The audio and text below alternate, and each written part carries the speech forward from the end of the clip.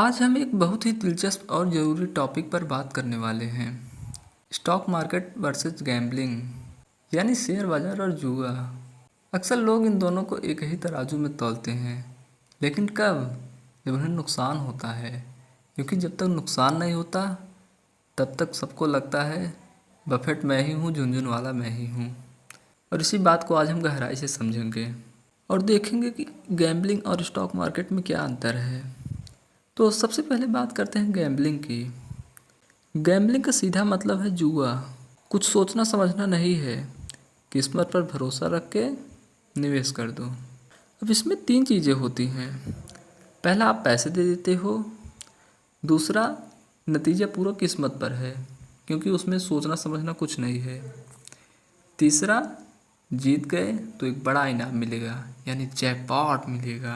अब बात करते हैं गैम्बलिंग की कुछ विशेषताओं की, क्योंकि इसमें कुछ महत्वपूर्ण चीज़ें भी होती हैं। जैसे यह जीरो सम गेम होता है, मतलब जीतने वाला हमेशा हारने वाले के पैसों से जीतता है। जैसे कसिनो में गैम्बलिंग ऑपरेटर की कमाई हारने वालों के पैसे से होती है। यानी समाज में या देश की अर्थव्यवस्था में कोई फर्क नहीं पड़ता, नई वैल्यू पैदा नहीं होती। दूसरा, नो स्किल रिक्वायर्ड। तो ज़्यादातर जुए में यही होता है कि जीतने की संभावना आपकी रिसर्च और स्किल पर नहीं निर्भर करती। और तीसरा महत्वपूर्ण चीज़ है कि इसमें इमोशनल रिस्क होता है, क्योंकि लोग लालच और तुरंत पैसा कमाने की इच्छा में इमोशनल होकर फैसले लेते हैं। उदाहरण के तौर पर लॉटरी, जो कि गैम्बलिंग का सबसे शुद्ध रूप है। लॉटरी एक ऐसी स्कीम है जिसमें एक छोटा सा अमाउंट देकर टिकट खरीदते हैं, फिर एक रैंडम ड्रॉ के जरिए विनिंग नंबर चुने जाते हैं।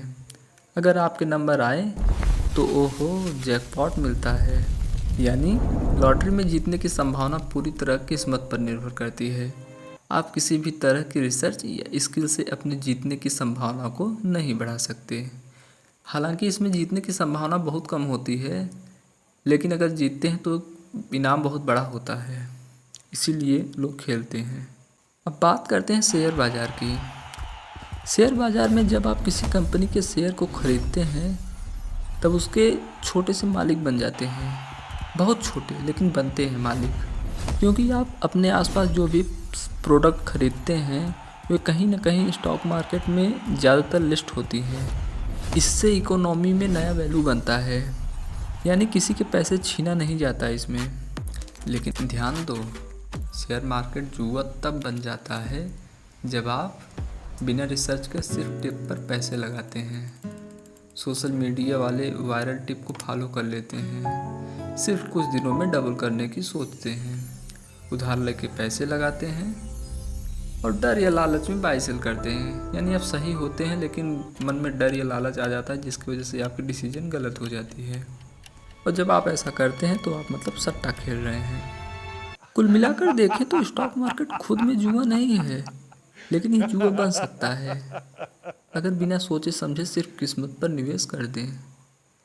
अब आपको जुआ खेलना है या निवेश करना है, आपकी चॉइस है।